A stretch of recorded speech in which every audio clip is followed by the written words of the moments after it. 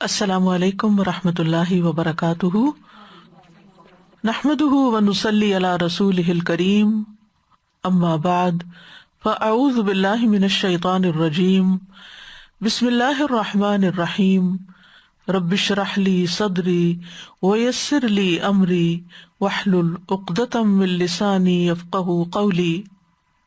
لو أنزلنا هذا القرآن على جبل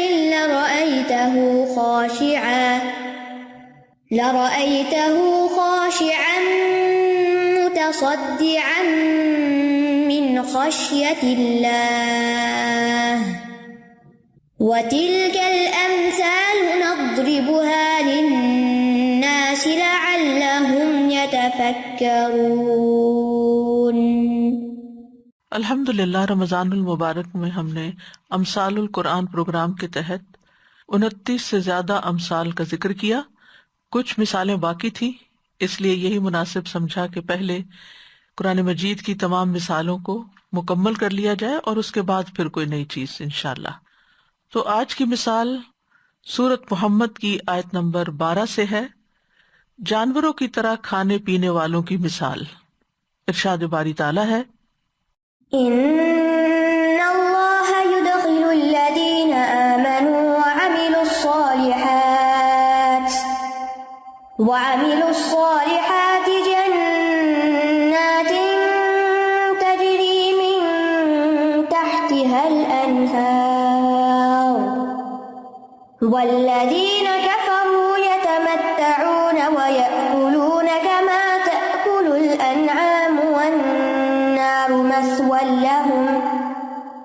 بے شک وہ لوگ جو ایمان لائے اور نیک عمل کیے، اللہ ان کو ایسے باغات میں داخل کرے گا جن کے نیچے نہریں بہہ رہی ہوں گی، اور وہ لوگ جنہوں نے کفر کیا وہ دنیا کا فائدہ اٹھا رہے ہیں اور کھا رہے ہیں جیسے جانور کھاتے ہیں، اور ان کا ٹھکانہ آگ ہے۔ یہ مثال سورۃ محمد میں آئی ہے۔ اس سورت کے آغاز میں اللہ تعالیٰ نے کفر کرنے والوں اور اللہ کے راستے سے روکنے والوں کی رسوائی کا ذکر کیا ہے، اور یہ کہ ان کے اعمال ضائع کر دیے گئے ہیں۔ اس کے بالمقابل اللہ تعالیٰ نے ایمان اور عمل صالح کرنے والوں کے ثمرات اور نتائج کا ذکر کیا کہ وہ لوگ جو ایمان لائے اور انہوں نے نیک عمل کیے، اور اس پر بھی ایمان لائے جو محمد صلی اللہ علیہ وسلم پر نازل کیا گیا، اور وہ ان کے رب کی طرف سے حق ہے، تو اللہ نے ان کی برائیاں ان سے دور کر دی اور ان کا حال درست کر دیا، جیسا کہ آیت نمبر 2 میں فرمایا۔ اس کے بعد پھر اہل کفر سے قتال کا حکم دیا گیا اور اہل ایمان کے لیے اللہ کی مدد کی خوشخبری سنائی گئی۔ پھر سابقہ اقوام کی ہلاکت کی طرف توجہ دلائی گئی کہ ان کی مثال سے سبق پکڑو کہ جب اللہ کا عذاب آیا تو ان کا کوئی بھی حمایتی نہ تھا۔ اس کے برعکس ایمان والوں کا حمایتی اللہ ہے، ایمان والوں کا مددگار اللہ ہے۔ ذالک بأن اللہ مولی الذین آمنوا وأن الکافرین لا مولی لہم۔ ان سب باتوں کے بعد یہ مثال لائی گئی جس کا مقصد یہی ہے کہ ایمان اور عمل صالح کرنے والوں کے لیے آخرت میں بہت عمدہ چیزیں تیار کی گئی ہیں، جبکہ اس کے مقابلے میں کفار اس دنیا کی چیزوں سے فائدہ اٹھا رہے ہیں اور جانوروں کی طرح کھا پی رہے ہیں اور اپنے انجام سے بے خبر ہیں۔ تو ارشاد باری تعالیٰ ہے، ان اللہ یدخل الذین آمنوا وعملوا الصالحات۔ ان اللہ، بے شک اللہ تعالیٰ، یقیناً اللہ تعالیٰ، یعنی تاکیدی بات ہے، پکی بات ہے کہ ایسا ضرور ہوگا۔ کیا؟ یدخل الذین آمنوا، داخل کرے گا ان لوگوں کو جو ایمان لائے۔ یدخلو جو ہے یہ دخول سے ہے جو خروج کی ضد ہے، اور یہ مکان اور زمان اور اعمال سب کے متعلق استعمال ہوتا ہے۔ مثلا ہم کہتے ہیں فلاں جگہ داخل ہوا، یہ وقت داخل ہو گیا، ظہر کی نماز کا وقت داخل ہو گیا، یا فلاں شخص اس کام میں مشغول ہو گیا، داخل ہو گیا۔ ادخلوا هذه القرية کا لفظ آتا ہے قرآن مجید میں، اسی طرح اور بھی چیزیں ہیں۔ تو بے شک اللہ سبحانہ و تعالی داخل کرے گا کس کو؟ الذین آمنوا، ان لوگوں کو جو ایمان لائے۔ تو جنت میں داخلے کی سب سے پہلی اور اہم شرط ایمان ہے۔ ایمان کے بغیر کوئی شخص جنت میں نہیں جا سکتا۔ اور ایمان کے ساتھ عمل صالح. ایمان کا مطلب کیا ہے؟ کہ ایسی چیزوں پر ایمان لایا جائے جن پر ایمان لانا واجب کر دیا گیا، لازم کر دیا گیا ہے، جن کی اللہ اور اس کے رسول نے ہمیں خبر دے دی ہے کہ کن کن چیزوں پر ایمان لانا ہے.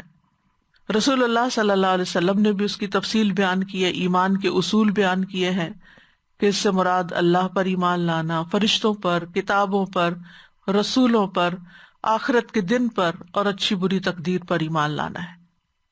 اور جب تک ان سب چیزوں پر ایمان نہ لایا جائے تو انسان ایمان میں داخل نہیں ہوتا. اور ایمان کا مطلب صرف ان چیزوں کی تصدیق کرنا ہی نہیں کہ ہاں ہے یہ، بلکہ ان کو قبول کرنا، تسلیم کرنا اور ان کے مطابق پھر زندگی ڈھالنا. اور پھر انسان اپنی زندگی میں عمل صالح کرتا ہے، نیک اعمال کرتا ہے، اور یہ ایمان کی وجہ سے ہی ہوتا ہے. اور اس کے لیے دو بنیادی شرائط ہیں. ایک یہ کہ اللہ سبحانہ وتعالیٰ کے لیے خالص نیت ہو. جتنے بھی اعمال ہیں، ظاہری ہیں، باطنی ہیں، اقوال ہیں، کچھ بھی ہیں، سب کے سب اللہ کی رضا اور خوشنودی کے لیے ہو، کسی اور کے لیے نہ ہو. جب تک کوئی عمل خالصتاً اللہ کے لیے نہیں کیا جاتا، اللہ سبحانہ وتعالیٰ اس کو قبول ہی نہیں کرتا.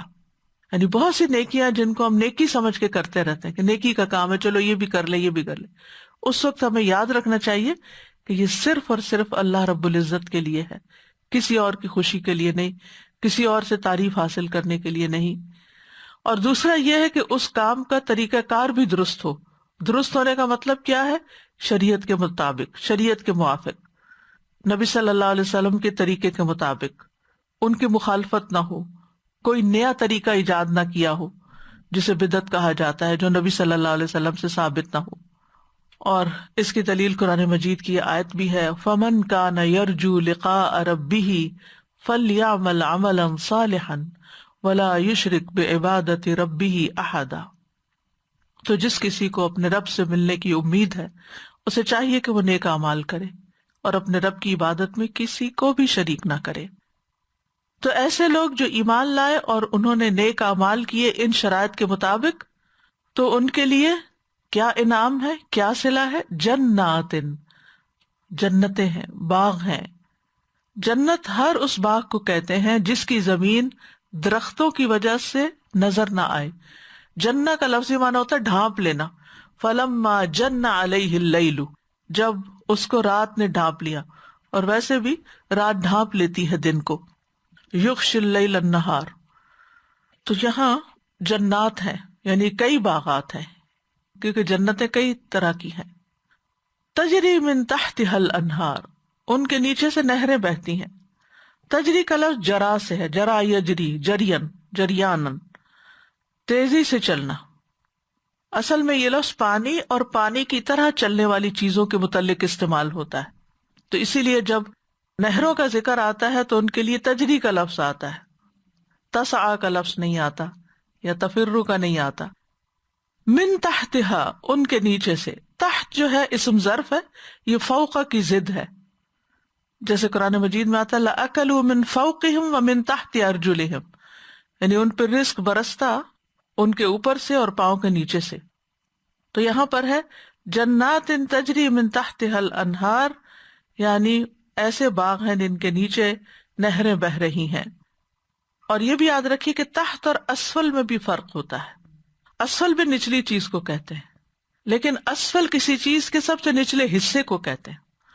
اور تحت کا معنی جو ہے وہ ضروری نہیں کہ bottom of the something ہو، بلکہ لیول میں نیچے. تو اس سے یہ پتہ چلتا ہے کہ جنت ایسی خوشگوار اور ایسی خوبصورت جگہ ہے کہ جہاں طرح طرح کے باغات ہوں گے، طرح طرح کے پھل لگے ہوں گے، پھول ہوں گے، نگاہوں کو بھی خوش کریں گے. اور اس کے ساتھ ساتھ اس کے جھکے ہوئے درخت ہوں گے، قطوفھا دانیاں، ان کے پھل لٹک رہے ہوں گے، اور درختوں کے نیچے سے نہریں گزر رہی ہوں گی. اور نہروں کی قسمیں بھی بتائی گئی سورۃ محمد میں ہی کہ وہ پانی کی نہریں ہوں گی، دودھ کی نہریں ہوں گی، شہد کی نہریں ہوں گی، شراب کی نہریں ہوں گی. اور وہ جیسے چاہیں گے انہیں اپنے لیے جاری کر لیں گے، جدھر چاہیں گے پھیر لیں گے، جدھر چاہیں گے نکال کے لے جائیں گے. کہا جاتا ہے کہ انہی نہروں سے وہ درخت بھی سیراب ہوں گے جو مختلف پھل اگائیں گے، اور وہی نہریں جنتیوں کے لیے خوشنما منظر بھی پیش کر رہی ہوں گی. اب جہاں جنت والوں کا ذکر کیا گیا اس کے برعکس جہنم والوں کا ذکر بھی کیا گیا. والذین کفروا یتمتعون، اور وہ لوگ جنہوں نے کفر کیا وہ فائدہ اٹھا رہے ہیں. تمتع ہوتا ہے یعنی کسی برتنے کے استعمال کے سامان کے ساتھ تھوڑا بہت فائدہ اٹھانا.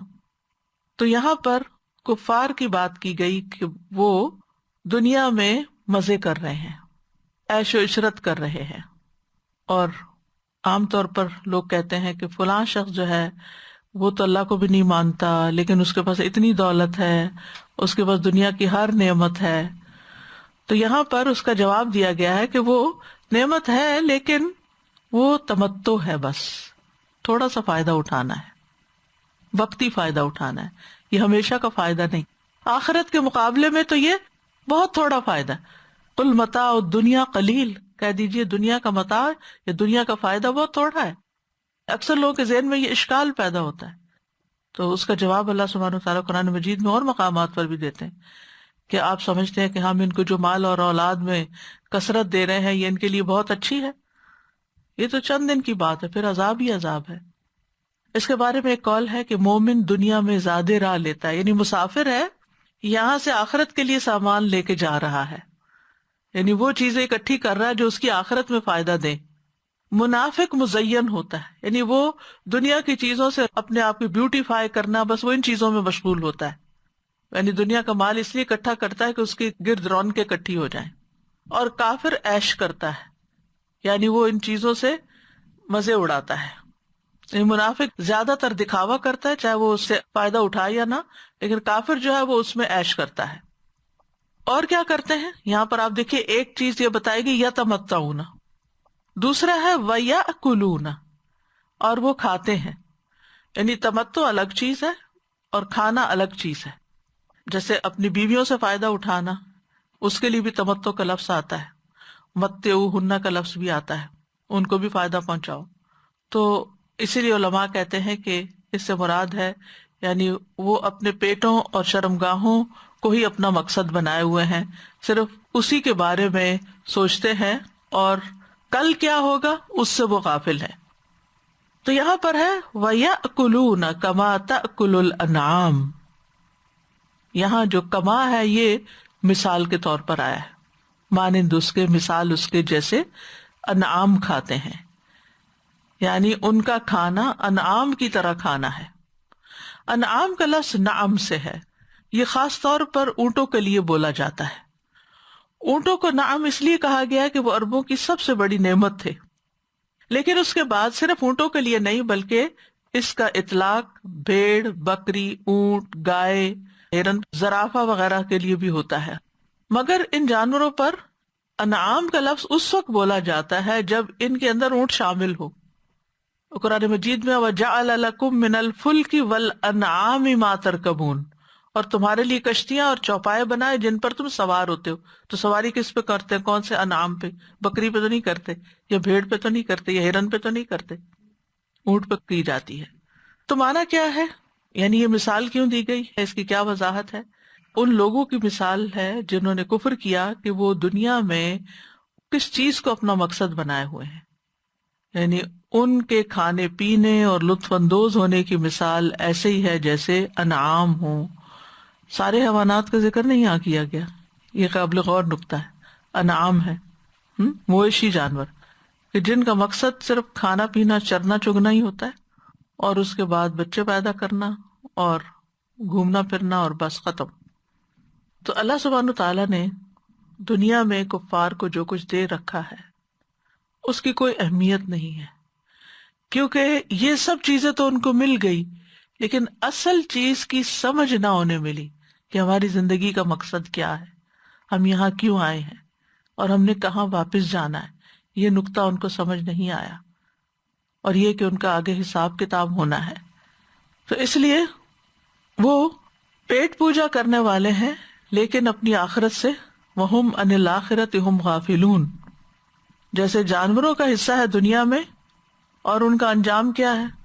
جیسے قرآن مجید میں انعام کے فوائد کیا بتائے گئے، یعنی اسی طرح کفار بھی کچھ چیزوں میں فائدے دیتے ہیں یعنی دنیا میں محنت کرتے ہیں، پڑھتے ہیں، لکھتے ہیں، ریسرچ کرتے ہیں، کام کرتے ہیں اور کچھ فائدے انسانیت کو پہنچا جاتے ہیں، جیسے بھیڑ بکری وغیرہ، دودھ، اون، کھال، گوشت، ہڈیاں، یہ ان چیزوں کا فائدہ ان سے ہو جاتا ہے۔ تو جانوروں کا مقصد کھانا پینا اور پھر وقتی فائدہ کچھ اٹھانا، کچھ پہنچانا، اور بس۔ علم اور معرفت کی اس سطح تک نہیں پہنچتے جس تک انسان کو پہنچنا چاہیے، اور کھاتے پیتے بھی اس طرح ہے کہ حلال و حرام کی کوئی تمیز نہیں ہوتی۔ جیسے کسی بکری کو ہی نہیں پتا ہوتا کہ یہ اس کے مالک کا کھیت ہے یا کسی غیر کا ہے، اسے یہاں چرنا چاہیے یا نہیں چاہیے۔ پھر اسی طرح ہے کہ کھانے کا مقصد بھی لذت حاصل کرنا اور موج مستی کے لیے کھانا، کہیں سے بھی کھا لینا اور خوب کھانا، اور کھا کر غور و فکر نہ کرنا کہ کس نے یہ کھانا دیا اور کس کا شکر ادا کرنا چاہیے۔ عام طور پہ یہ کہا جاتا ہے جیسے کوئی شخص بہت ہی ناسمجھ ہو تو اس کہتے تم ایسے زندگی بسر کر رہے جیسے حیوان بسر کرتے ہیں، جانور بسر کرتے ہیں۔ تو یہاں پر مکمل طور پر جانور کی زندگی سے تشبیہ دینا مراد نہیں، بلکہ اپنے خاص خاص جو خواص اور لوازمات ہیں یا جو ان کی زندگی میں بہت اہم چیز ہے کہ کماؤ اور کھاؤ، اس چیز کو ہائی لائٹ کیا گیا ہے۔ اور پھر جیسے جانوروں کی بے خبری ہوتی ہے، ناسمجھی ہوتی ہے اپنے انجام سے، ایسے ہی یہ بھی بے خبر ہے۔ کیسے؟ مثلا آپ دیکھیے کہ دنیا کی زندگی کے سامان سے فائدہ اٹھاتے ہیں، کھاتے پیتے ہیں، لیکن موت کے بعد کا نہیں معلوم، انجام نہیں پتا۔ جانوروں کو بھی آپ دیکھیں، وہ چارہ کھاتے ہیں، چراگاہوں میں گھومتے پھرتے ہیں، منہ مارتے رہتے ہیں، لیکن ان کو نہیں پتا ان کا انجام کیا ہونا ہے، کہ ان کو ذبح کر لیا جائے گا یا کوئی اور درندہ آ کے ان کو کھا جائے گا۔ یعنی جب وہ گھوم پھر رہے ہوتے ہیں تو اپنے انجام سے بے خبر ہوتے ہیں، وہ صرف مزے کر رہے ہوتے ہیں، کھا رہے ہوتے ہیں۔ اگر آپ امیجن کریں بھیڑ بکریوں کے گلے جو ہوتے ہیں، ہرڈز جو ہوتے ہیں، جب وہ یعنی کہ پاسچرز میں ہوتے ہیں تو عموماً وہ زمین سے ہی کچھ نہ کچھ کھا رہے ہوتے ہیں۔ اسی طرح اونٹ ہے تو درختوں سے پتے توڑ توڑ کے کھا رہے ہوتے ہیں۔ اس طرح گائے بھینس ہے تو ان کے آگے چارہ ڈالا ہوتا ہے اور وہ کھا رہے ہوتے ہیں، جب تک ختم نہیں ہو جاتا کھائے چلے جاتے ہیں، یعنی بے سوچے سمجھے، تو انجام کی خبر نہیں۔ تو یہاں پر فرمایا وَالنَّارُ مَثْوًى لَهُمْ، ان کا انجام کیا ہے؟ آگ ہے، آگ ان کا ٹھکانہ ہوگی۔ مثوا یعنی ان کی رہائش گاہ، ان کا ٹھکانہ۔ مثوا کا لفظ جو ہے یہ ثوا سے ہے، ثوا۔ اس کا اصل معنی ہوتا ہے کسی جگہ پر مستقل طور پر اقامت کرنا، پرماننٹ ریزیڈنس اختیار کرنا۔ ثوا یثوی کا مطلب ہوتا ہے وہ اقامت پذیر ہو گیا۔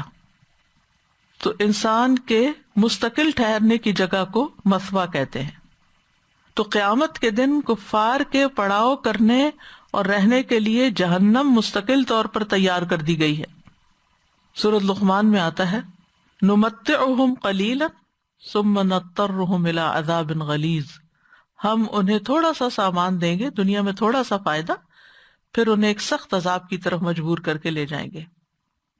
سورۃ المؤمنون میں آتا ہے فذرہم فی غمرتہم حتی حین ایحسبون انما نمدہم بہ من مال وبنین نسارع لہم فی الخیرات بل لا یشعرون، پس آپ انہیں ایک وقت تک ان کی غفلت میں رہنے دیں۔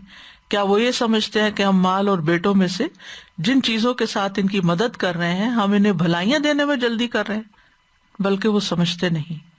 یعنی باقی لوگوں کو تو یوں لگتا ہے کہ جیسے یہ بڑے موج میں، ان کے ساتھ بڑی بھلائی ہو رہی، ان کے تو مزے ہی مزے ہیں، نہ نماز نہ روزہ نہ کچھ ذمہ داری نہ ہی کوئی اور فکر فاقہ، بس کھاؤ پیو عیش اڑاؤ۔ تو یہ بھول ہے تمہاری، بل لا یشعرون، ان کو نہیں پتا کہ ان کو اس وقت وقتی طور پر جو دنیا میں مزے کرنے کا موقع دیا جا رہا ہے اس کا انجام کتنا بھیانک ہے۔ سورۃ الاحقاف میں آتا ہے وَيَوْمَ يُعْرَضُ الَّذِينَ كَفَرُوا عَلَى النَّارِ أَذْهَبْتُمْ طَيِّبَاتِكُمْ فِي حَيَاتِكُمُ الدُّنْيَا وَاسْتَمْتَعْتُمْ بِهَا فَالْيَوْمَ تُجْزَوْنَ عَذَابَ الْهُونِ بِمَا كُنْتُمْ تَسْتَكْبِرُونَ فِي الْأَرْضِ بِغَيْرِ الْحَقِّ وَبِمَا كُنْتُمْ تَفْسُقُونَ۔ اور جس دن وہ لوگ جنہوں نے کفر کیا آگ پر پیش کیے جائیں گے تو ان سے کہا جائے گا تم اپنی نیکیاں اپنی دنیا کی زندگی میں ہی لے جا چکے اور تم ان سے فائدہ اٹھا چکے، یعنی جو اچھے کچھ کام کیے تھے اس کا ریوارڈ تمہیں دنیا میں ہی مل گیا۔ سو آج تمہیں ذلت کے عذاب کا بدلہ دیا جائے گا، اس لیے کہ تم زمین میں کسی حق کے بغیر تکبر کرتے تھے اور اس لیے کہ تم نافرمانی کیا کرتے تھے۔ قرآن مجید کا جب ہم مطالعہ کرتے ہیں تو ہم دیکھتے ہیں کہ بعض انسانوں کو اللہ سبحانہ تعالیٰ نے جانوروں سے تشبیہ دی ہے.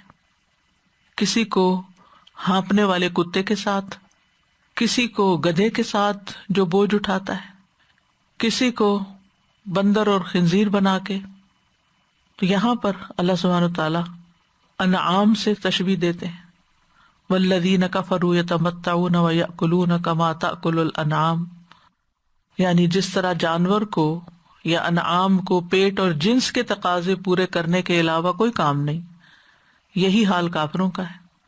ان کا مقصد زندگی بھی کھانے پینے کے علاوہ کچھ نہیں، یا سیکس کے علاوہ کچھ نہیں، اور وہ آخرت کو بھولے ہوئے ہیں.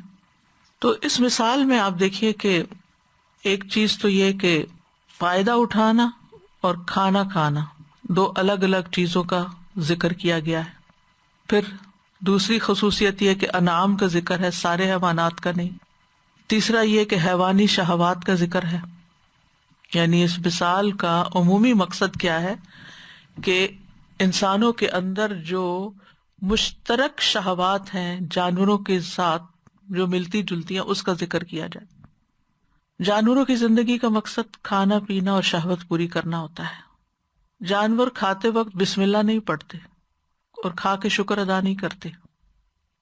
جانوروں کے کھانے کی کوئی مقدار اور وقت معین نہیں ہوتا، جب مل جائے جو مل جائے کھاتے چلے جاتے ہیں. پھر ان کے کوئی ادب آداب نہیں ہوتے، جس حال میں بھی ہو کھاتے ہیں، بیٹھے ہوں کھا رہے ہیں، جگالی کر رہے ہیں، کھڑے ہیں کھا رہے ہیں، چلتے پھرتے کھا رہے ہیں. پھر یہ کہ ایک دوسرے کا حق بھی مارتے ہیں، اس کی بھی انہیں کوئی پرواہ نہیں ہوتی. حلال حرام کی تمیز بھی نہیں ہوتی. تو اس سے آپ اندازہ لگائیں کہ جو لوگ اس طریقے پہ چل رہے ہوں کہ صرف مزے کے لیے کھائیں، صرف ٹیسٹ کے لیے کھائیں، صرف انجوائے کرنے کے لیے کھائیں، اپنی آمدنی کا ایک بڑا حصہ صرف کھانے پر ہی لگا دیں، نہ کھانے کے شروع میں اللہ کا نام لیں، نہ آخر میں شکر ادا کریں، اور نہ ہی کوئی ان کی مقدار مقرر ہو، اور نہ ہی کوئی وقت اور جگہ، اور نہ ہی یہ دیکھے کہ یہ میرا ہے یا کسی اور کا حق ہے. وہ یتیموں کا مال بھی ہڑپ کر جاتے ہیں، وہ بیواؤں کی میراث پر بھی قبضہ کر لیتے ہیں، ان کا حق بھی مار جاتے ہیں، وہ بہن بھائیوں کی جائیداد پر بھی ناجائز قبضہ کر لیتے ہیں.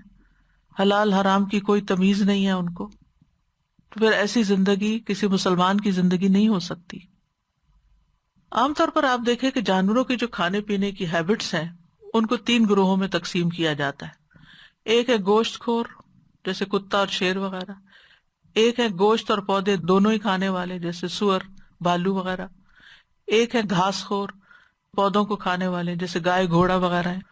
تو تینوں اقسام کے جانوروں کا جو نظام ہضم ہے یعنی ایک ہی جیسا ہے تقریباً. ایک میدا ہوتا ہے، اور ان میں خصوصاً جو جانور گھاس پھوس وغیرہ کھاتے ہیں جیسے انعام ہے ان کا میدا باقیوں سے بڑا ہوتا ہے. بلکہ یہ کہا جاتا ہے کہ گائے وغیرہ کے 4 میدے ہوتے ہیں، ایک پیٹ نہیں بلکہ 4 پیٹ رکھتے ہیں اندر، گائے بھیڑ بکرا زرافہ اور اونٹ. اور جیسے ہی ان کو کھانے کی کوئی چیز ملتی ہے وہ جلدی سے سب کچھ کھا جاتے ہیں اور بہت سا کھانا کٹھا ہی اپنے اندر انڈیل لیتے ہیں. اور پھر جب وہ کہیں آرام سے بیٹھتے ہیں تو پھر واپس اس کو نکال کے اسی کو کرش کرتے رہتے، چباتے رہتے ہیں، جگالی کرتے رہتے ہیں. یعنی ایک ہوتا ہے نا کھایا اور ختم کیا، یہ کھا کے ختم نہیں کرتے. یعنی ایک چیز کھائی، دوسری کھائی، تیسری کھائی، اسے اکٹھا کر لیا، اللہ مغلم اندر بھر لیا، پھر کہیں بیٹھے وہ کھا لیا نا، ختم ہو گیا، اب کچھ ہے نہیں کھانے کو، لیکن ابھی بھی دل تو نہیں بھرا، ابھی بھی ان کو منہ میں کچھ چاہیے. تو یہ کیا کرتے ہیں جو اندر لے گئے نا اس کو باہر لائیں گے، منہ میں لا کے واپس، اور اس کو چبائیں گے. یعنی اس کو پھر چباتے رہتے ہیں اور یوں اپنا ٹائم پاس کرتے ہیں. یہ جو ریومینیشن اس کو کہتے ہیں، جس سے خاص طریقے سے کھانا واپس لا کے دوبارہ چبایا جاتا ہے، یعنی اس کو کڈ کہتے ہیں. اور کہتے ہیں کہ اگر جانور یہ نہ کرے تو اس کی صحت کی خرابی کی علامت ہوتی ہے. اس کو تو اللہ نے پیدا ہی ایسے کیا ہے، شاید ہمارے سبق سیکھنے کے لیے کہ ہم ان کی مشابہت نہ اختیار کریں. تو ایسے جانوروں کو رومیننٹس کہتے ہیں جن کے 4 پیٹ ہوتے ہیں. اور پہلا چیمبر جو ہوتا ہے بہت بڑا ہوتا ہے، دوسرا چیمبر جو ہوتا ہے وہ مختلف ہوتا ہے، تیسرا اور چوتھا یعنی ہر ایک کے اپنے اپنے کام ہوتے ہیں. اور یہ مسلسل کھاتے رہتے ہیں. اور پھر یہ ہے کہ بہت زیادہ ڈکار بھی لیتے ہیں.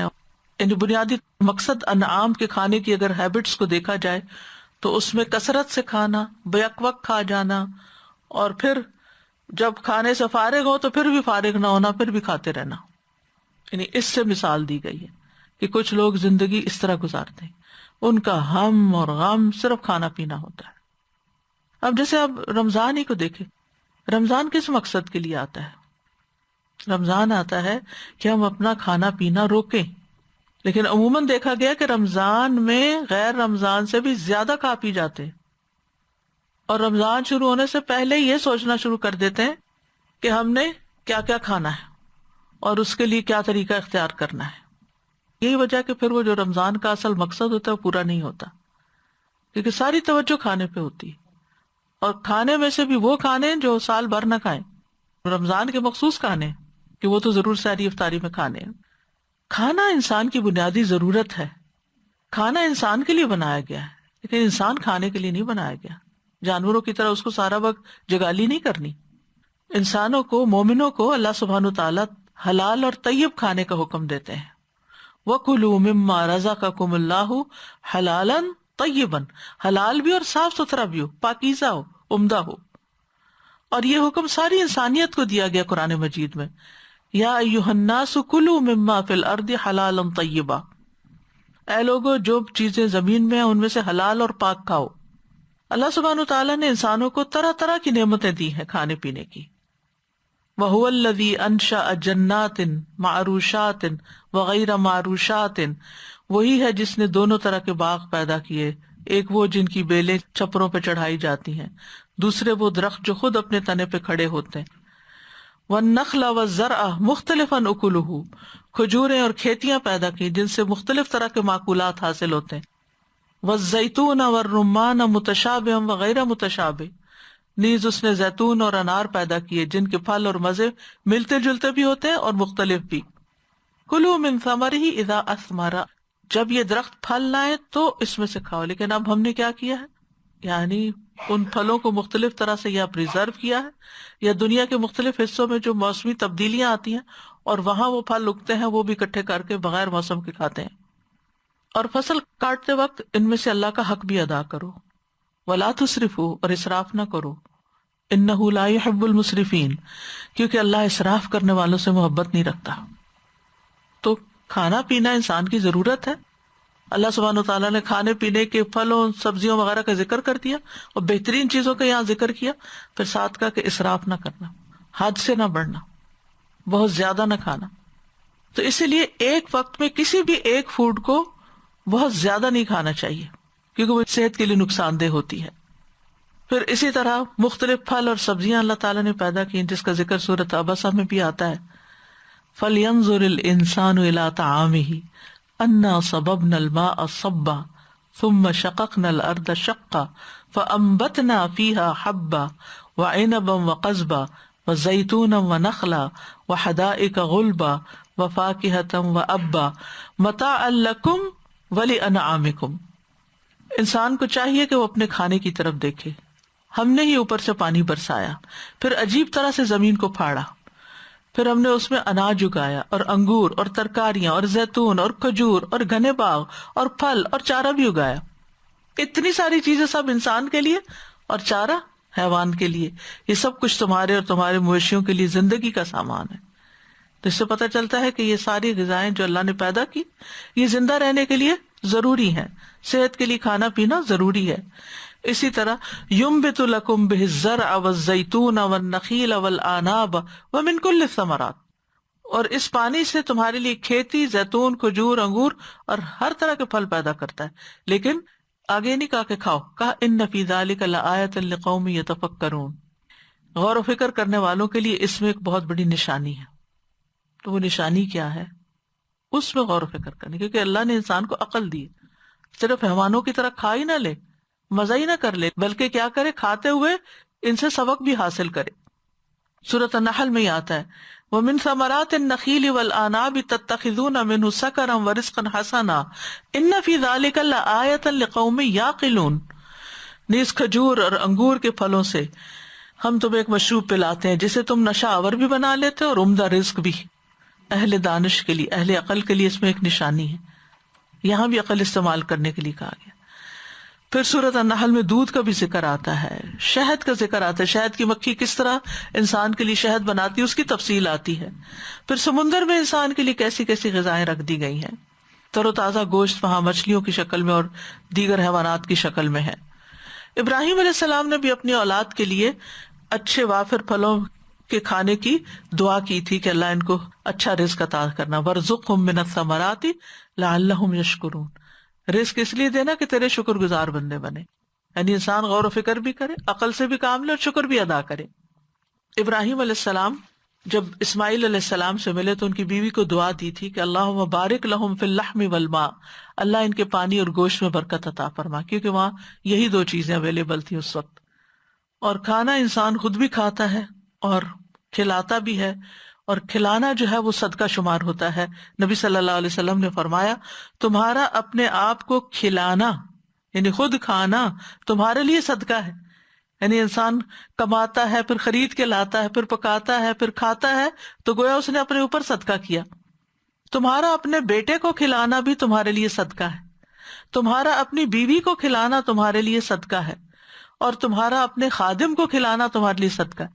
یعنی کھانا جو ہے وہ ایک عبادت بھی ہے، اور اس میں جو محنت لگتی ہے، ایفرٹ لگتی ہے اس سارے پروسیس میں، وہ انسان کے لیے ایک اجر اور ثواب کا باعث بھی ہے اگر انسان اس کو انسانوں کی طرح کھائے، اگر اللہ سبحانہ تعالیٰ اور نبی صلی اللہ علیہ وسلم کے بتائے ہوئے طریقے کے مطابق ان نعمتوں کو استعمال کرے، ابیوز نہ کرے۔ تو چند باتیں جو ہمیں اس سلسلے میں پتہ چلتی ہیں ہمارے دین سے، وہ یہ کہ ہماری زندگی کا مقصد صرف کھانا پینا ہی نہ رہ جائے۔ کھانا ایک ضرورت ہے، اس کے لیے وقت نکالیں، لیکن سارا وقت، ساری انرجی، ساری ایفرٹ، سارا ٹیلنٹ، اسکل، ساری توجہ اس پر نہ چلی جائے، اور خاص طور پر اہم کام چھوڑ کر کھانے پینے کی طرف ہی نہ لگا جائے، اس کی مذمت کی گئی ہے۔ بنی اسرائیل نے جب موسیٰ علیہ السلام سے کہا تھا کہ ہم ایک کھانے پہ ہرگز صبر نہ کریں گے، سو ہمارے لیے اپنے رب سے دعا کیجیے وہ ہمارے لیے کچھ ایسی چیزیں نکالے جو زمین اپنی ترکاری، ککڑی، گندم، مسور، پیاز میں سے اگاتی ہے۔ فرمایا کیا تم وہ چیز جو کمتر ہے اس چیز کے بدلے مانگ رہے جو بہتر ہے، یعنی من و سلوا چھوڑ کے یہ مانگتے ہو؟ کسی شہر میں جاؤ اترو، تمہارے لیے وہ سب کچھ ہے جو تم نے مانگا، مل جائے گا تمہیں، لیکن ساتھ ہی کیا فرمایا، وَضُرِبَتْ عَلَيْهِمُ الذِّلَّةُ وَالْمَسْكَنَةُ وَبَاءُوا بِغَضَبٍ مِّنَ اللَّهِ، یہ بھی ساتھ سنا دیا گیا کہ ان پہ ذلت، محتاجی مسلط کر دی گئی، اور وہ اللہ کی طرف سے بھاری غضب کے ساتھ لوٹے، اس وجہ سے کہ وہ نافرمانیاں کرتے تھے، جو آگے تفصیل آتی ہے۔ تو بنیادی طور پر یہ کہ جن امتوں کو اللہ نے چن لیا ہو اپنے کام کے لیے، کیونکہ بنی اسرائیل کو اللہ نے چن لیا تھا، فضلتکم علی العالمین، انہیں ہر چیز سے زیادہ اہم اپنے مقصد زندگی کو رکھنا چاہیے۔ کھانا سیکنڈری ہونا چاہیے، مقصد زندگی اول ہونا چاہیے۔ پھر عمومی طور پر ہمیں جو سبق دیا گیا وہ یہ کہ کھانے پینے میں اسراف نہ کیا جائے۔ وَكُلُوا وَاشْرَبُوا وَلَا تُسْرِفُوا إِنَّهُ لَا يُحِبُّ الْمُسْرِفِينَ، کھاؤ پیو لیکن اسراف نہ کرو، کیونکہ اللہ اسراف کرنے والوں کو پسند نہیں کرتا۔ رسول اللہ صلی اللہ علیہ وسلم نے فرمایا کھاؤ پیو پہنو اور صدقہ کرو، لیکن اسراف نہ کرو اور تکبر نہ کرو۔ مومن اور غیر مومن کے کھانے میں فرق کیا ہے؟ اس حدیث سے پتہ چلتا ہے، نافع کہتے ہیں ابن عمر کے غلام ہیں، ابن عمر اس وقت تک کھانا نہیں کھاتے تھے جب تک ان کے ساتھ کھانے کے لیے کوئی مسکین نہ لایا جاتا، یعنی اپنے کھانے میں لازماً کسی کو شریک کرتے تھے۔ وہ کہتے ہیں ایک مرتبہ میں ان کے ساتھ کھانے کے لیے ایک شخص کو لایا تو اس نے بہت زیادہ کھانا کھایا۔ ابن عمر نے کہا آئندہ اس شخص کو میرے پاس نہیں لانا، کیونکہ میں نے نبی صلی اللہ علیہ وسلم سے سنا ہے مومن ایک آنت میں کھاتا ہے اور کافر 7 آنتوں میں کھاتا ہے، یعنی بہت زیادہ کھاتا ہے بیک وقت۔ تو بقدر ضرورت کھانا چاہیے، اعتدال سے کھانا چاہیے، ٹو مچ ایٹنگ جو ہے وہ، اور بیک وقت ایک ہی وقت میں بہت زیادہ کھا جانا وہ نقصان دہ ہے۔ رسول اللہ صلی اللہ علیہ وسلم نے فرمایا انسان نے پیٹ سے بدتر برتن نہیں بھرا، چنانچہ ابن آدم کے لیے کمر سیدھی کرنے کے لیے چند لقمے کافی ہیں، اگر اس سے زیادہ ہی کھانا ہو تو پیٹ کے 3 حصے کر لے، 1/3 کھانے کے لیے، 1 پانی کے لیے اور 1/3 سانس لینے کے لیے۔ ابن عمر فرماتے کہ ایک شخص نے نبی صلی اللہ علیہ وسلم کے سامنے ڈکار لی تو آپ نے فرمایا اپنی ڈکار کو ہم سے دور رکھو، کیونکہ دنیا میں زیادہ پیٹ بھر کر کھانے والے قیامت کے دن سب سے زیادہ بھوکے رہیں گے۔ طویل دن ہوگا قیامت کا، تو اس دن وہ بھوکے ہوں گے۔ وہ امتی بدترین قرار پائے جو طرح طرح کے کھانے کھائے، نبی صلی اللہ علیہ وسلم نے فرمایا ان قریب میری امت میں ایسے لوگ ہوں گے جو طرح طرح کے کھانے اور رنگ برنگے مشروب طلب کریں گے، طرح طرح کے کپڑے پہنیں گے اور گفتگو میں بے احتیاطی کریں گے، یعنی سوچے سمجھے بغیر بولیں گے، اور طرح طرح کی سواریوں پہ سوار ہوں گے، وہی میری امت کے بدترین لوگ ہوں گے۔ تو اس سے یہ پتہ چلتا ہے کہ صحابہ اور نبی صلی اللہ علیہ وسلم کا طریقہ جو تھا کھانے پینے میں، وہ ہم سے بہت مختلف تھا جو ہم نے آج اختیار کر لیا۔ نبی صلی اللہ علیہ وسلم نے یہ بھی فرمایا مجھے تمہارے متعلق ان گمراہ کن خواہشات کا سب سے زیادہ اندیشہ ہے جن کا تعلق پیٹ اور شرمگاہ سے ہوتا ہے، اور اپنی مرضی پر چلنے کی گمراہی کا بھی اندیشہ ہے، یعنی اپنی منمانیاں کرنا، یہ بھی گمراہی ہے۔ یہ نہ دیکھنا کہ اللہ اور اس کے رسول صلی اللہ علیہ وسلم نے کیا فرمایا، بلکہ یہ دیکھنا کہ مجھے کیا پسند آتا ہے، میرے لیے کیا کنوینئنٹ ہے، مجھے کیا اچھا لگتا ہے۔ ابن قیم کہتے ہیں مدارج السالکین میں، دل کو بگاڑنے والے 5 امور ہیں، 5 چیزوں سے دل بگڑ جاتا ہے، یعنی دل سخت ہو جاتا ہے یا غافل ہو جاتا ہے۔ نمبر 1، لوگوں سے زیادہ گھل مل کر رہنا، یعنی ٹو مچ سوشلائزنگ، اس کی بات اس کی، اور اس سے آپ نے دیکھا ہی ہوگا کہ کتنی پریشان کن خبریں ہوتی ہیں نا۔ ایک میسج کھولتے ہیں تو کسی کے مرنے کا ہوتا ہے، دوسرا کھولتے ہیں تو کسی کی بیماری کا، تیسرا کھولتے ہیں تو کسی کی طلاق کا، چوتھا کھولتے ہیں کسی کے فساد اور لڑائی کا، اور اینڈ آف دا ڈے جب آپ رکھتے ہیں فون تو آپ ایگزاسٹ ہو چکے ہوتے ہیں کہ اتنی عجیب و غریب طرح کی خبریں چاروں طرف سے، پلس نیوز سننے بیٹھ جائیں تو پھر دنیا بھر کی جو خبریں ہیں۔ تو لوگوں سے زیادہ گھل مل کے رہنا، بہت زیادہ بات چیت اور باتیں اور ہنسی مذاق، یہ دل کو بگاڑتا ہے۔ دوسرے ہے خواہش پرستی، خواہشات کی پوجا کرنا۔ تیسرے ہے غیر اللہ سے دلی تعلق رکھنا، یعنی اللہ کے علاوہ کسی سے شدید محبت کرنا۔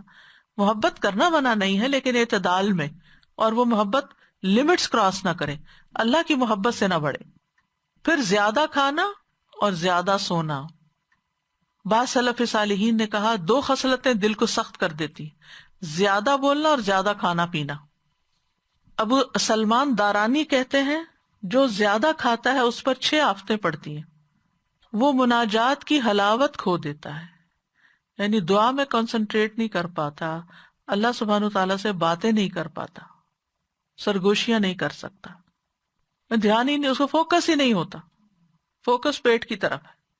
نمبر 2، مخلوق پر شفقت سے محروم ہو جاتا ہے، کیونکہ جب وہ پیٹ بھر لیتا ہے تو سمجھتا ہے سب کے پیٹ بھرے ہوئے ہیں، اس پر عبادت ثقیل ہو جاتی۔ تیسری چیز یہ ہے، یعنی عبادت کے لیے کھڑا ہے، پھر وضو نہیں رہا، پھر اس کو دوبارہ وضو کرنا ہے، یعنی عبادت اس کو ایک بوجھ لگتی ہے۔ 4، اس کی خواہشات بڑھ جاتی ہیں، کیونکہ جتنا زیادہ انسان کھاتا ہے پھر اسی کے مطابق اس کے اندر قوت آتی ہے، پھر اس کی خواہشات جو حیوانی خواہشات ہیں وہ زیادہ ابھرتی ہیں۔ اور کہا کہ سارے اہل ایمان مسجدوں کی طرف چکر لگاتے ہیں اور پیٹ بھرنے والے کوڑا کرکٹ کی طرف گردش کرتے ہیں، اور اب ریسٹورانٹس کے گرد۔ پھر یہ ہے کہ جانور جو ہیں ان کا کھانے پینے کا کوئی طور طریقہ نہیں ہوتا، عام طور پر وہ کھڑے ہو کے بھی کھا رہے ہیں اور منہ ایسے ہلا رہے ہیں، سر اوپر اٹھایا ہوا ہے، یعنی مینرز نہیں ہیں ان کے، ٹیبل مینرز نہیں ہیں جیسے کہتے ہیں، کھانے کا طریقہ نہیں ہے۔ تو کھانے کے آداب کا خیال رکھنا بھی ضروری۔ سب سے پہلے تو یہ دیکھنا چاہیے جو کھانے لگاؤں وہ صاف ستھرا پاکیزہ بھی ہے یا نہیں۔ نبی صلی اللہ علیہ وسلم نے فرمایا بے شک مومن کی مثال شہد کی مکھی کی طرح ہے، جو پاکیزہ چیز کھاتی ہے پاکیزہ رس خارج کرتی ہے، جس پھول پتی یا پتے پہ بیٹھتی ہے نہ وہ ٹوٹتا نہ خراب ہوتا ہے۔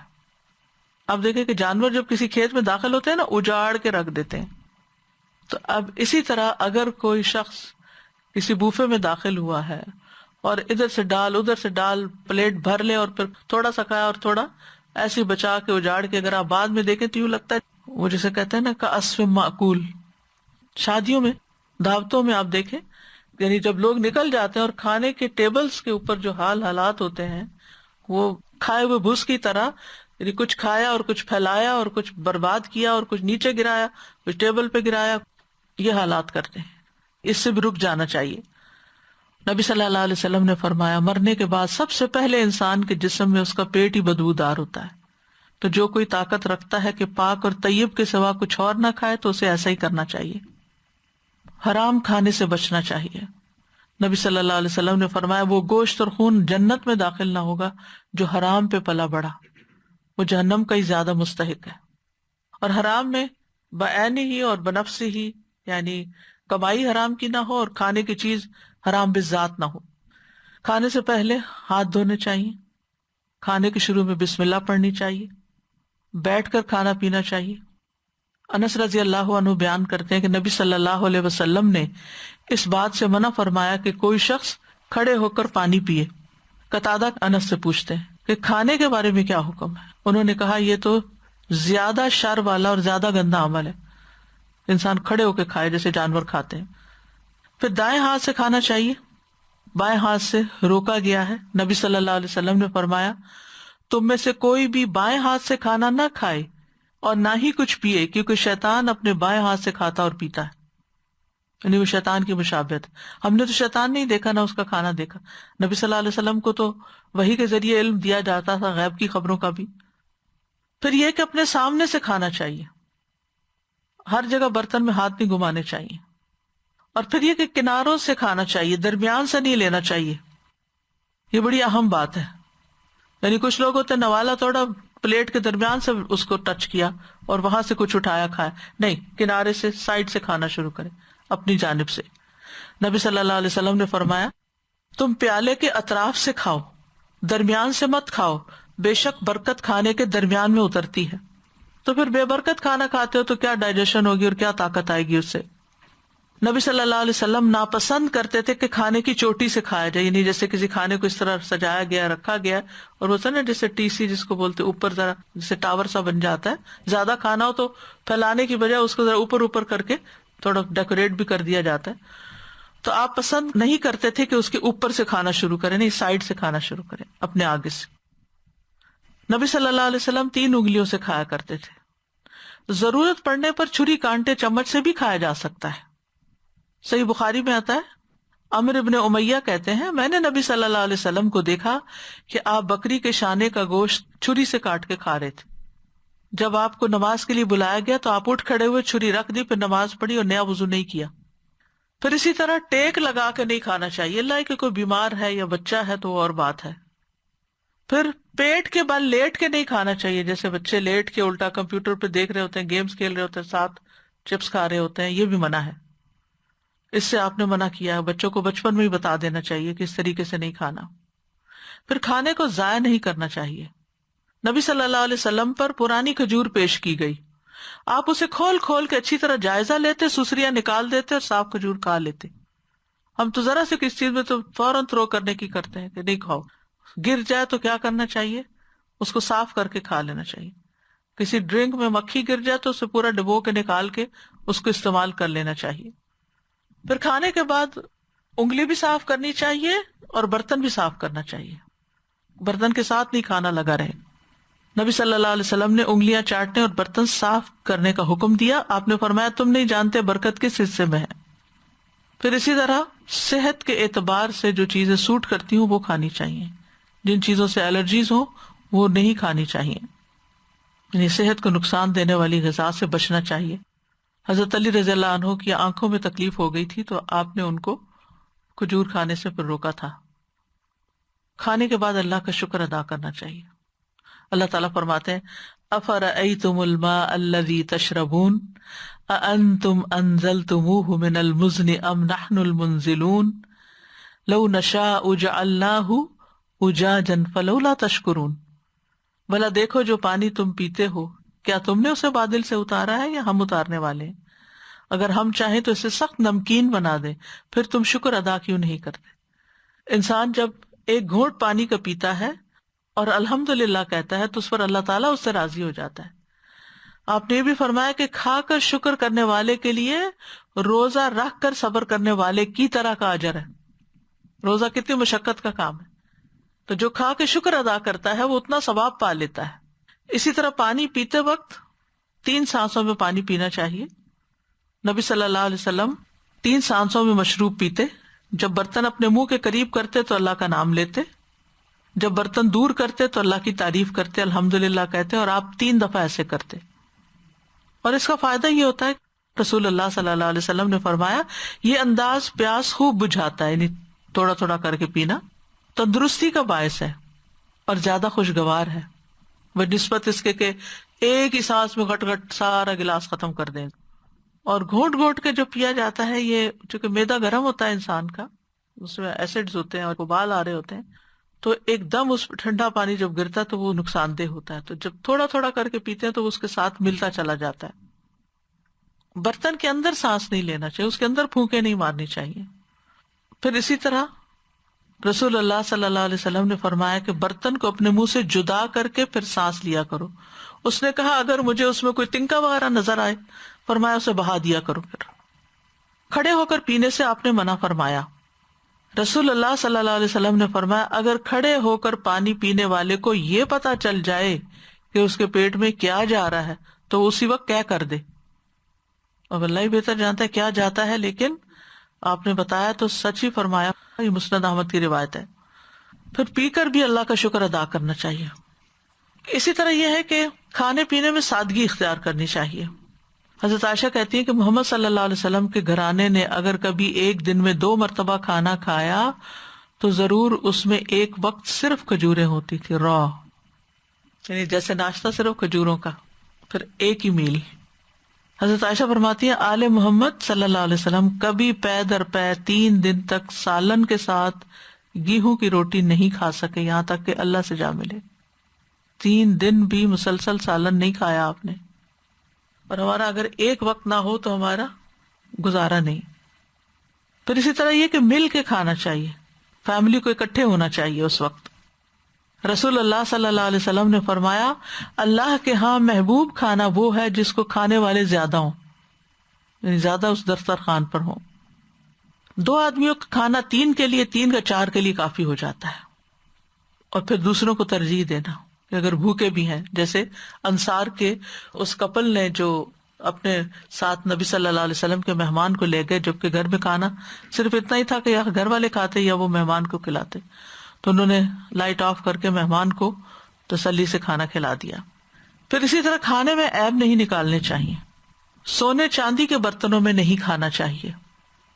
رسول اللہ صلی اللہ علیہ وسلم نے ریشم و دیباج کے کپڑے پہننے سے اور سونے چاندی کے برتن میں کھانے پینے سے منع کیا. آپ نے فرمایا یہ چیزیں ان کفار کے لیے دنیا میں اور تمہیں آخرت میں ملیں گی. اسی طرح مشکوک کھانا بھی نہیں کھانا چاہیے، کسی لحاظ سے بھی شک ہو اس میں کہ صدقے کا تو نہیں یا کسی اور کا تو نہیں. تو کرنے کے کام یہ ہے کہ کھانا پینا اللہ کی نعمتوں میں سے ہے، لہذا ان نعمتوں کا شکر ادا کریں، ان میں غور و فکر کریں، ان سے اللہ کی معرفت پائیں، اور یہ کھانا اللہ کے قرب کا ذریعہ بنے، نہ کہ غفلت کا ذریعہ. پھر یہ کہ کھانے پینے میں جانوروں کی مشابہت سے بچیں، خاص طور پہ کھڑے ہو کے کھانا، کثرت سے کھانا. کھانے پینے کے آداب کا بھی خیال رکھیں، جو مینرز ابھی آپ کو بتائیں. میرا خیال ہے یہاں بھی بک سٹال میں کتاب ہونی چاہیے کھانے کے آداب. وہ اسی مقصد کے تحت تیار کی گئی تھی کہ بار بار انسان پڑھے تو اس کو یاد دہانی ہو جائے کہ ابھی تک میں کن سنتوں پر عمل نہیں کر رہا. پھر یہ کہ کھانے سے پہلے بسم اللہ پڑھیں، کھانا کھا کر اللہ کا شکر ادا کریں، ادب آداب کا خیال رکھیں. تو کھانے کے بعد کی کچھ دعائیں بھی ہیں. اللہم بارک لنا فیہ واطعمنا خیرا منہ، اے اللہ ہم اس کھانے میں برکت عطا فرما اور ہمیں اس سے بہتر کھانا عطا فرما. ہر دفعہ انسان اگر یہ دعا پڑھتا رہے تو کتنا اچھا ہو. الحمد للہ الذی اطعم وسقى وصبغہ وجعل لہ مخرجا، تمام تعریفیں اس اللہ کے لیے ہیں جس نے کھلایا، پلایا، جسم میں پیوست کیا، یعنی جسم کی غذا بنا، طاقت بنا، اور باقی نکلنے کی راہ بھی بنائی جو بیچ تھا. الحمد للہ کثیرا طیبا مبارکا فی غیر مکفی ولا مودع ولا مستغنى عنہ ربنا، بہت زیادہ پاکیزہ اور بابرکت تعریف اللہ کے لیے ہے. الحمد للہ کثیرا طیبا مبارکا فی غیر مکفی، اس کھانے کو ہم کافی نہیں سمجھتے اور نہ اس کو چھوڑتے ہیں، اے ہمارے رب نہ ہم اس سے بے پرواہ ہو سکتے ہیں. پھر اسی طرح اللہ تعالیٰ کی تعریف ان الفاظ میں اللہم اطعمت و اسقیت و اغنیت و اقنیت و ہدیت و احییت فلک الحمد علی ما اعطیت. کتنی خوبصورت دعا ہے. اے اللہ تو نے ہی کھلایا، تو نے ہی پلایا، تو ہی غنی کرتا ہے، تو ہی فقیر کرتا ہے، تو نے ہدایت دی، تو نے ہی زندگی عطا کی، بس تو نے جو کچھ عطا کیا اس پر تیری ہی تعریف ہے۔ پھر یہ کہ اگر انسان کھانا کھانے کے بعد دعا پڑھتا تو اس کے پچھلے گناہ بھی معاف ہوتے ہیں۔ الحمد للہ الذی اطعمنی ھذا ورزقنیہ من غیر حول منی ولا قوہ۔ پھر اسی طرح ایک صحابی کا کھانے کھانے کے بعد اللہ کا شکر ادا کرنے کا انداز یہاں ملاحظہ کیجیے۔ حمید کہتے ہیں ابو ہریرہ نے کہا میری والدہ کے پاس جاؤ، ان سے کہو آپ کا بیٹا آپ کو سلام کرتا ہے اور کہتا ہے کہ ہمیں کچھ کھانا کھلائیے۔ اس پر ان کی والدہ نے جو کی 3 روٹیاں، تھوڑا سا زیتون کا تیل اور نمک ایک رکابی یعنی پلیٹ میں رکھا، میں نے اسے اپنے سر پر لیا اور ان کے پاس لے کر آ گیا۔ پھر جب میں نے ان لوگوں کے سامنے کھانا رکھا تو ابو ہریرہ نے اسے بڑی چیز شمار کیا اور کہا الحمد للہ الذی اشعبنا من الخبز، سب تعریف اس اللہ کے لیے ہے جس نے ہمارا پیٹ روٹی سے بھرا۔ اس کے بعد کہا ہمارا کھانا 2 سیاہ رنگ یعنی کھجور اور پانی کے سوا کچھ نہ تھا، اس پہ اتنا شکر ادا کر رہے ہیں۔ عروہ بن زبیر کے سامنے جب کوئی کھانے پینے کی چیز آتی، یہاں تک کہ دوا بھی، دوا، تو وہ اس کو کھاتے اور پیتے اور کہتے الحمد للہ الذی ہدانا واطعمنا وسقانا وانعمنا ونعمنا، اللہ اکبر، اللہم الفتنا نعمتک بکل شر فاصبحنا منها وامسینا بکل خیر فنسألک تمامها وشکرها لا خیر الا خیرک ولا الہ غیرک الہ الصالحین ورب العالمین، الحمد للہ ولا الہ الا اللہ ما شاء اللہ ولا قوة الا باللہ، اللہم بارک لنا فیما رزقتنا وقنا عذاب النار، اللہم بارک لنا فیہ وارزقنا خیرا منہ، اللہم بارک لہم فیما رزقتہم واغفر لہم وارحمہم، ربنا آتنا فی الدنیا حسنۃ وفی الآخرۃ حسنہ وقنا عذاب النار، ربنا لا تزغ قلوبنا بعد اذ ہدیتنا وہب لنا من لدنک رحمہ انک انت الوہاب، ربنا لا تؤاخذنا ان نسینا او اخطأنا، ربنا ولا تحمل علینا اصرا کما حملتہ علی الذین من قبلنا، ربنا ولا تحملنا ما لا طاقة لنا به واعف عنا واغفر لنا وارحمنا انت مولانا فانصرنا علی القوم الکافرین۔ یا رب العالمین تو ہم سب پر اپنی رحمت نازل فرما، ہمیں پاک اور حلال رزق عطا فرما۔ یا رب العالمین تو ہم سب بیماروں کو صحت عطا فرما، دنیا میں جو بھی کوئی دکھی ہے، بیمار ہے، اس کی بیماری دور کر دے، اس وبا کو ہم سے دور کر دے۔ یا اللہ تو ہم سب کو معاف کر دے۔ ربنا تقبل منا انک انت السمیع العلیم وتب علینا انک انت التواب الرحیم، وصلی اللہ تعالی علی خیر خلقہ محمد وعلی آلہ واصحابہ اجمعین برحمتک یا اللہ کی اطاعت کے کاموں میں یا اللہ کی نافرمانی سے بچنے کے لیے جو سب سے پہلی لائن آف ڈیفنس جو ہوتی ہے وہ کھانے پینے سے ہی شروع ہوتی ہے۔ جب اللہ سبحانہ تعالیٰ نے آدم علیہ السلام اور ان کی بیوی کو حکم دیا تھا کہ فلاں درخت کا نہیں تم نے کھانا، وہاں پہ ہم یہ دیکھتے ہیں کہ کسی اور چیز سے اللہ تعالیٰ نے نہیں روکا تھا، یہ نہیں کہا تھا کہ فلاں بات نہیں کرنا یا فلاں جگہ نہیں جانا یا کوئی اور فلاں کام نہیں کرنا، اس کھانے سے ہی سب سے پہلے روکا گیا تھا۔ تو انسان جو سب سے پہلے اللہ کی نافرمانی کی طرف اگر جاتا ہے تو وہ کھانے پینے ہی سے جاتا ہے۔ بالکل۔ اور سبحان اللہ، میں یہ سوچ رہی تھی کہ اللہ تعالیٰ نے 2 جو قیمتی ترین چیزیں ہمیں دی ہیں، جس کے بارے میں حدیث بھی آتی ہے کہ انسان بے دریغ اسے ضائع کرتا ہے، ایک اس کا وقت اور دوسرا اس کی صحت۔ تو ہم یہ دیکھتے ہیں کہ جب کھانے پینے میں انسان انوالو ہو جاتا ہے تو کتنی بے دردی سے ان دونوں قیمتی چیزوں کو ضائع کرتا ہے۔ ابھی ہم رمضان میں دیکھتے ہیں نا کہ اس سے جب ہم بچ جاتے ہیں نا، کھانے پینے سے اللہ تعالیٰ ہمیں بہت لمبے عرصے تک کے لیے جب روک دیتے ہیں دن کے، تو پھر ہماری پروڈکٹیوٹی بھی بڑھ جاتی ہے، ہمارے دل کی حالت بھی بدل جاتی ہے، ہم زیادہ باصلاحیت ہو جاتے ہیں، ذہن ہمارا بہتر کام کرتا ہے. لیکن جیسے ہی رمضان ختم ہوتا ہے واپس ہم اس روٹین میں جاتے ہیں، کیونکہ ہم نے رمضان کو اس طرح سے نہیں لیا ہوتا، ایک ٹریننگ پیریڈ کے طور پہ نہیں لیا ہوتا. ہم نے اسے لیا ہوتا ہے کہ بس یہ ایک ثواب کمانے کے دن ہے اور بس اتنے عرصے تک کے لیے ہم نے ان سے رکنا ہے اور جتنا اجر ثواب کما سکیں اور کما لیں، اور بعد میں پھر ہم اسی روٹین میں چلے جائیں. تو یہ جو تربیت ہونی ہوتی ہے رمضان میں، اس سے ہم خود کو محروم رکھتے ہیں. بالکل. جزاک اللہ خیر. اساتذہ اکثر یہ کہا جاتا ہے، لوگ ایسے بنا لیتے ہیں نا کہ 4 دن کی زندگی ہے، کھا لو پی لو موج مناؤ. بات کو دھوکہ دینا. فروغ دیا جاتا ہے، اور گانوں میں، ردم میں لیرکس بنا بنا کے، تاکہ شروع سے یہ ذہن میں آ جائے کہ یہ تو فیو ڈیز کی لائف ہے، اس کو انجوائے کر لو، یہ نکل جائے گی. حالانکہ بالکل الٹا مقصد ہے اس کا کہ 4 دن کی زندگی ہے، اسے تم سنبھال لو، صحیح طریقے سے اگلی جہان کے لیے تیاری کرو. وہ نہیں کہتے، یہ کہتے ہیں بس اس کو یہاں استعمال کر لو.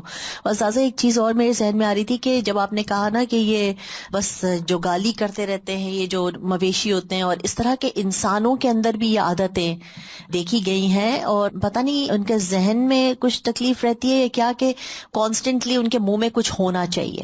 وہ نشاور چیزیں بھی ہوتی ہیں جو منہ میں رہتی ہیں، یا نسوار ہوتی ہے جس میں گٹکا ہوتا ہے، جس میں پان ہوتا ہے، جس میں سپاری ہوتی ہے، جس میں تمباکو ہوتا ہے. یہ چیزیں کیا ہوتی ہیں کہ ان کو سکون دیتی رہتی ہیں، اور یہ کانسٹنٹ چباتے رہتے ہیں اس کو، اگر کھانا نہیں کھا رہے جس وقت.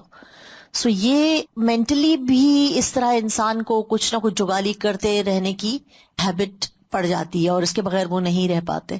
تو اللہ تعالی ہم سب کو ایسی قسم کی ایڈکشن سے بچائے. آمین. استاذہ جی، کھانے پینے میں لالچ بہت زیادہ آتی ہے نا. ہمارے پاس اچھا پسند کا کھانا آ جائے، وہیں ہماری خواہشات کا بھی ٹیسٹ ہو جاتا ہے کہ ہم رکھ لیتے ہیں کہ نہیں اچھا کل کھا لیں گے، پرسوں کھا لیں گے، اور وہی بس جاتا ہے سارا، کسی کے کام نہیں آتا. اور کھانے کی اتنی زیادہ آزمائش، اور پھر صدقہ جو ہے جتنا زیادہ آپ دیتے ہیں اتنا زیادہ آپ اس کا اجر بھی ہے. اور جب آپ نے زیادہ کھایا ہوتا ہے تو آپ کے جسم کی بھی حالت اور آپ کی اپنی حالت اتنی بوجھل ہوتی ہے. جب بہت زیادہ کھا لیتے ہیں، بہت زیادہ پانی پی لیتے ہیں، تو ایسے لگتا ہے بس اب نکل جائے گا. تو یہ اللہ تعالیٰ نے جیسے مومن کی مثال دی کہ وہ ایک آنت سے کھاتا ہے، تو یہ بہت سوچ اور سمجھنے والی بات ہے. کیونکہ جب آپ روک کے کھا لیتے ہیں، آپ دیکھیں میڈیسن بھی زیادہ کھا لیں اس کا بھی نقصان، مطلب کوئی بھی چیز آپ زیادہ لے لیتے ہیں تو اس کا نقصان ہی نقصان ہے. لو أنزلنا هذا القرآن على جبل لرأيته خاشعا متصدعا من خشية الله وتلك الأمثال نضربها للناس لعلهم يتفكرون. وآخر دعوانا ان الحمد للہ رب العالمین. سبحانک اللہم وبحمدک، اشہد ان لا الہ الا انت، استغفرک واتوب الیک. السلام علیکم ورحمۃ اللہ وبرکاتہ.